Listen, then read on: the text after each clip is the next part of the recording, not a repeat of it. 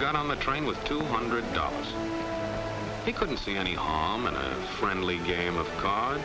What if the other men were strangers? And take Joe Collins. He's got a nice wife at home. But he met this girl at the bar, and she looked, after the first couple of drinks.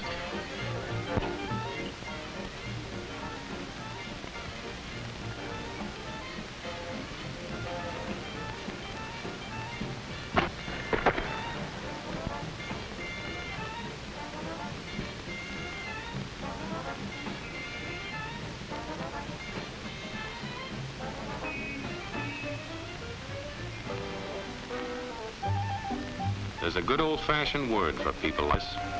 We call them suckers. And there are other people.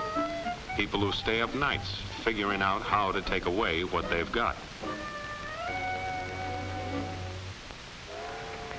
There are all kinds of games. Mike here, for instance. He's got everything in me. He's young, he's healthy, got a job. And he's got plenty of food. Big factories to make things a man can use. Big cities to do the business of a big company. And people, lots of people. Enough to work the farm and build the factories, dig the mines, run the business. All kinds of people. People from different countries with different religions, different colored skins. Free people. They can live together and work together and build America together because they're free. Free to vote, to say what they please, go to their own churches, to pick their own jobs. Yeah, Mike's got something, all right. He's got America. But there are guys who stay up nights figuring out how to take that away from him. I happen to know the facts. Now, friends, I'm just an average American. But I'm an American. And some of the things I see in this country of ours make my blood boil. I see people with foreign money. I see Negroes holding jobs that belong to me and you. Now, I ask you, if we allow this thing to go on, what's going to become of us real Americans? I've heard this kind of talk before, but I never expected to hear it in America. This fellow seems to know what he's talking about. What are we real Americans going to do about it? You'll find it right here in this little pamphlet. The truth about Negroes and foreigners. The truth about the Catholic Church. Do you believe in that kind of talk? I don't know, makes pretty good sense to me. And I tell you, friends, we'll never be able to call this country our own until it's a country without. Without what? Yeah, without what? Without Negroes. Without alien foreigners. Without Catholics. Without Freemasons. You know these things. What's wrong with the Masons? I'm a Mason. Hey, that fellow's talking about me. And that makes a difference, doesn't it? These are your enemies. These are the people who are trying to take over our country. Now you know them. You know what they stand for. And it's up to you and me to fight them. Fight them and destroy them before they destroy us. Thank you.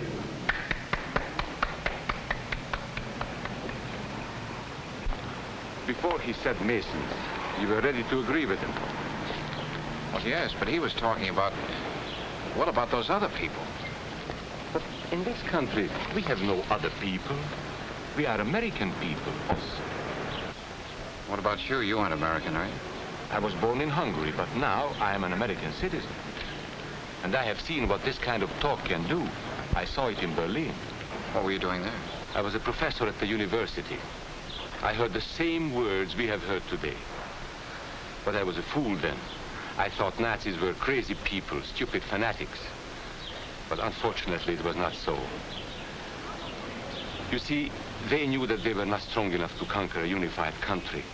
So they split Germany into small groups. They used prejudice as a practical weapon to cripple the nation. Of course, that was not easy to do. They had to work hard to do it. You see, we human beings are not born with prejudices. Always they are made for us, made by someone who wants something. remember that when you hear this kind of talk. Somebody's going to get something out of it, and it isn't going to be you. This is not classroom theory. I saw it happen. I saw it first in Berlin in 1932. 5 young men that I knew were standing in the crowd listening to the Nazi speaker. Eric was a Catholic. Anton, a student of mine, was a Jew. Heinrich owned a small hardware store. Karl was a farmer. And Hans was an unemployed metal worker. To all Bavarian Germans, I say it is time you inherited the nation which rightfully belongs to you. To you alone belongs the glorious destiny of the greater Germany. The Nazi Party will provide land for the farmer, work for the worker, and profits for the small businessman. Who is getting these things now? The Jew. The Jew who has stolen our nation and our birthright. Who makes all the money and takes all our jobs? The Jew! He must be shunned. He must be ostracized. He must be eliminated. And the Catholics. We don't want our great nation run by a foreign church. We Germans will know what to do with these people when the time comes. They and their faith must be destroyed. Then there are the Freemasons. In Germany, we have no place for secret societies. There will be only one society, and that is the Nazi Party. There will be no secrecy about that in the new greater Germany. One by one, he attacked each minority and he split them off one from the other. These men were all fellow Germans when they came here today. Now they were split into rival groups, suspicious of each other, hating each other. They were being swindled, all of them. But the man who was really being fooled was Hans. He was pure German, according to Nazi standards. To him they promised everything, and he fell for it. That's how Hans became a Superman. They gave him a uniform and they pumped up his ego. He wasn't just a little fellow out of work anymore. He was a member of the master race. Hans and thousands of others like him, all playing a sucker's game. They gambled with other people's liberty, and of course they lost their own. A nation of suckers. Hitler needed these people. There was lots of work to be done. There were trade unions to be smashed, because unions were organized and might offer resistance. There were many political parties in Germany. These the Nazis destroyed. They were determined to smash every organization where people might band together and resist them. There were Jews to be beaten and killed. The Jews were not powerful, but they were a convenient excuse for all the nation's ills.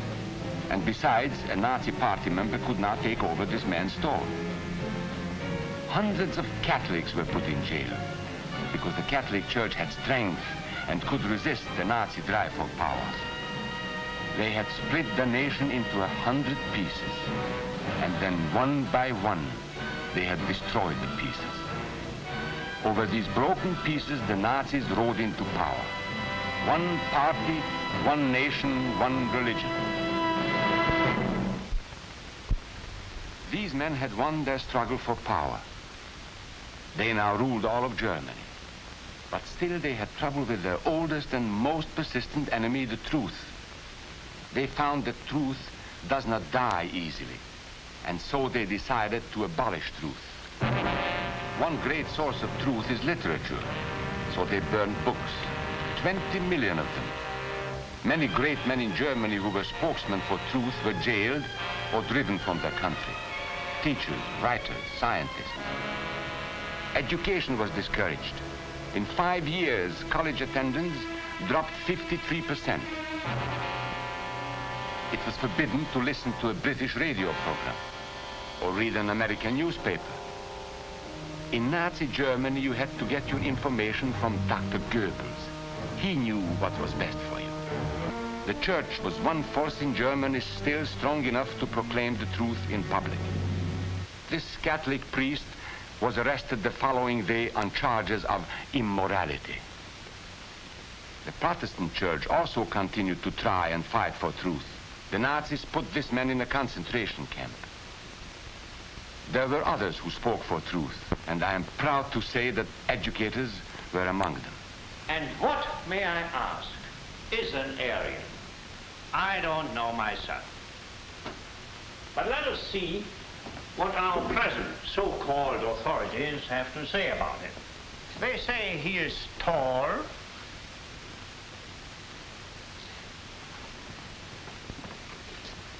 slender,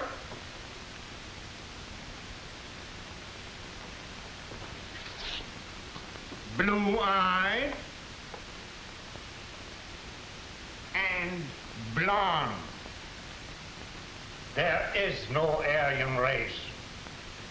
And more important, there is no master race. There are people who may find these ideas convenient, but science cannot support them. There is no scientific proof that there's any correlation between a man's racial characteristics and his native ability or character. In all racial groups, we find the same range of potentialities. We find idiots and geniuses. We find criminals and philanthropists. We must judge each man as an individual and not by the color of his skin or his eyes or by the length of his nose.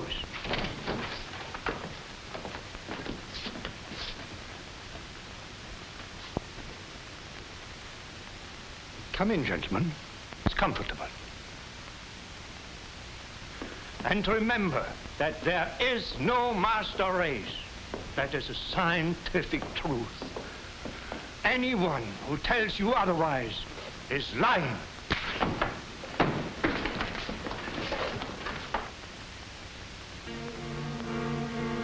And so for all practical purposes, truth had been abolished in Germany. A lot of my German friends wondered what had hit them. How did it happen? Where did it start? It started right here. And this was where it could have been stopped. If those people had stood together, if they had protected each other, they could have resisted the Nazi threat. Together they would have been strong. But once they allowed themselves to be split apart, they were helpless. When that first minority lost out, everybody lost out. They made the mistake of gambling with other people's freedom. Now let's see how those bets paid off. Karl the farmer was gambling on a better life for himself. What he got was extra hours of back-breaking work, as much as 100 hours a week. He was forced to stay on his land and produce what he was told to produce, because now Hitler was preparing for war. For Heinrich, who owned a hardware store, the bet didn't pay off either. 104,000 small businesses were closed in 2 years. And for Hans, conditions hadn't improved any. He had a job now in the munitions factory, but he worked long hours for little pay. The working conditions grew increasingly bad. And even though he didn't like the job, he wasn't permitted to leave it. And when Hitler decided the time was right, Germany went to war. Not by declaring war, but by a carefully prepared sneak attack. Once again, Hitler needed Hans to do his dirty work. Hans was an expert at brutality this time, and Hitler had decided to use Hans and his brutality against other peoples, the Czechs, the Poles, the French, the Russians. But in the crucial test of war, Hitler's race theories didn't pay off. His pure-blooded supermen were defeated by the mongrel armies he despised. By the British at El Alamein.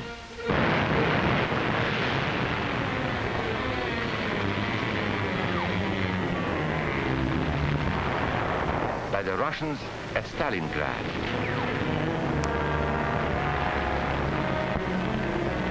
Then on D-Day by American soldiers of every color and religion, who smashed across the Normandy beaches and drove on through to the heart of Germany.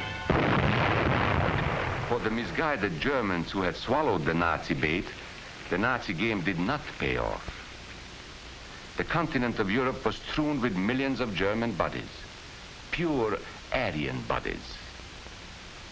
Karl, the farmer, was left in the snow outside of Moscow. Heinrich stayed in Italy at Salerno. And Hans, who was going to rule the world, got only a little patch of Normandy that he could call his own. We must never let that happen to us or to our country. We must never let ourselves be divided by race or color or religion, because in this country we all belong to minority groups. I was born in Hungary. You are a Mason. These are minorities. And then you belong to other minority groups too. You are a farmer. You have blue. You go to the Methodist Church. Your right to belong to these minorities is a precious thing. You have a right to be what you are and say what you think, because here we have personal freedom. We have liberty. And these are not just fancy words. This is a practical and priceless way of living. But we must work at it. We must guard everyone's liberty, or we can lose our own. If we allow any minority to lose its freedom by persecution or by prejudice, we are threatening our own freedom. And this is not simply an idea. This is good, hard common sense. You see, here in America is not a question whether we tolerate minorities. America is minorities. And that means you and me.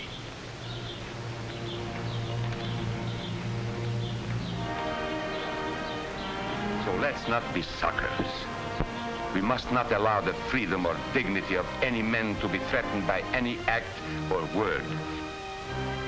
Let's be selfish about it. Let's forget about we and they.